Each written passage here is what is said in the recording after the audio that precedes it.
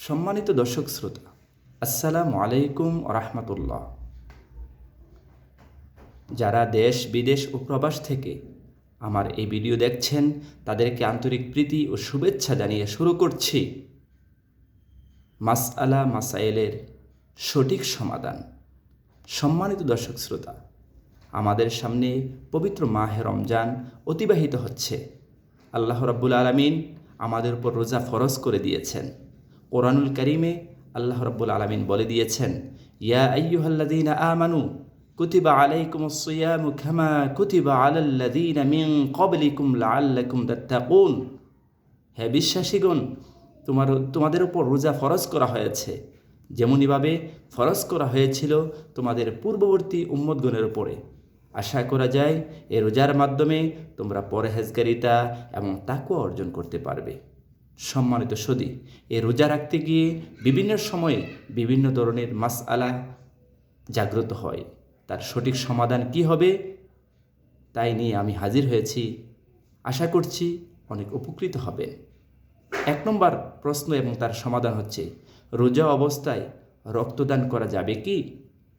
তার সঠিক সমাধান হচ্ছে, রোজা অবস্থায় আপনি রক্তদান করতে পারবেন।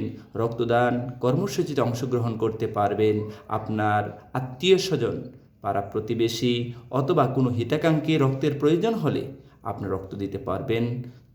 তারই ফলশ্রুতিতে আপনার রোজার কোনো ক্ষতি হবে না। তবে এই পরিমাণ রক্ত বের করা মাকরুহ, যার দ্বারা রোজাদার দুর্বল হয়ে যাবে। আশা করি বুঝতে পেরেছেন। 2 নম্বর প্রশ্ন, রোজা অবস্থায় চোখে ওষুধ, ড্রপ, মলম বা সুরমা ব্যবহার করা যাবে কি? তার সঠিক সমাধান হচ্ছে, চোখে ড্রপ, ঔষধ, সুরমা, মলম ব্যবহার করা যাবে, যার ফলে রোজা ভঙ্গ হবে না, আপনি ব্যবহার করতে পারবেন। যদিও তার কিছু স্বাদ উপলব্ধি করা যায়, যদিও আমাদের বিষয়টি হাদিস শাস্ত্রের মূলনীতি দ্বারা প্রমাণিত হয়েছে। 3 নম্বর মাসআলা, তার সমাধান হচ্ছে, ইনজেকশন, ভ্যাকসিন এবং ইনসুলিন ব্যবহার করা যাবে কি? সম্মানিত দ্বীনী ভাই বোনেরা, রোজা অবস্থায় ইনজেকশন, ভ্যাকসিন, ইনসুলিন নিলে আপনার রোজার কোনো সমস্যা হবে না। তবে গ্লুকোজ জাতীয় ইনজেকশন, যে খাদ্যের ঘাটতি পূরণ করে, এই জাতীয় ইনজেকশন থেকে বিরত থাকতে হবে। আশা করি বুঝতে পেরেছেন। 4 নম্বর মাসআলা হচ্ছে, রোজা অবস্থায় ডায়ালাইসিস করা যাবে কি? তার সঠিক সমাধান হচ্ছে, প্রচলিত ডায়ালাইসিস এর 2টি পদ্ধতি রয়েছে।